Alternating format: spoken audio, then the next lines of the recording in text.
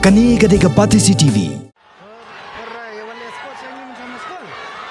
Kelempong Ilakai Inter-School Athletic Meet 2017 kebalapannya dekat Office Trekam jong District Sports Officer jong ke East Castles District Jawaharlal Nehru Stadium Shillong. Hanya ke sini ke Arpotrek mentau benaya yong kalapoi sya bukut no. Hakni kelempong ke balai sini ke St. Anthony's Higher Secondary School kalayora ikanam best team. Hakilai tili kikerdan Ilakai kata haka under 14, under 16 but haka above 16 jong kishenrang. Kat bana kalyang kiken thaipat ke St. Mary's Higher Secondary School kalayo ikanam best team haki artili kikerdan.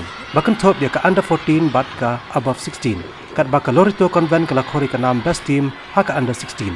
Ya kanam best athlete haka kerdan under 14 lakhor da ke iba ihun kurba naka Stephen Memorial Secondary School, but Elishu V Pedeng naka St. Anthony's Higher Secondary School. Haka under 16 part layo naka Migma L Lingdo naka St. Mary's Higher Secondary School, but Nelson Nigel Lalu naka St. Anthony's Higher Secondary School.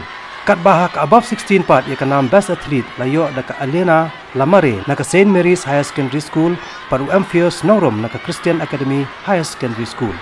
Yaki kusna makani kesingi lasam dau Assistant Director Katnat Ilakai jong ke Sarkar Jela ubak Clive C Dunai ubak longkongsan hakani kejelang peringkat District Sports Officer ke Ribhoi District ubak PM Marbanyang batu District Sports Officer ke East Castles District ubak George E Lingdo.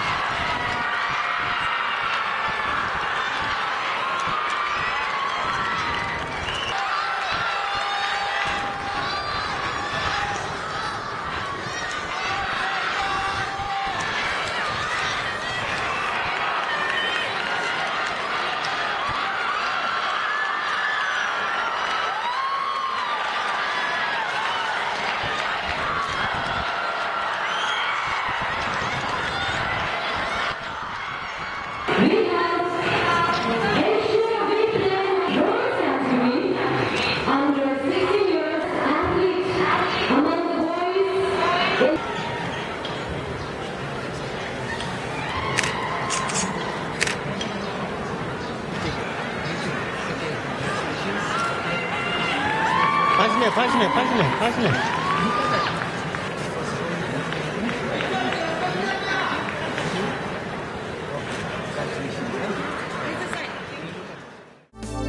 Kani Gadega Patisi TV.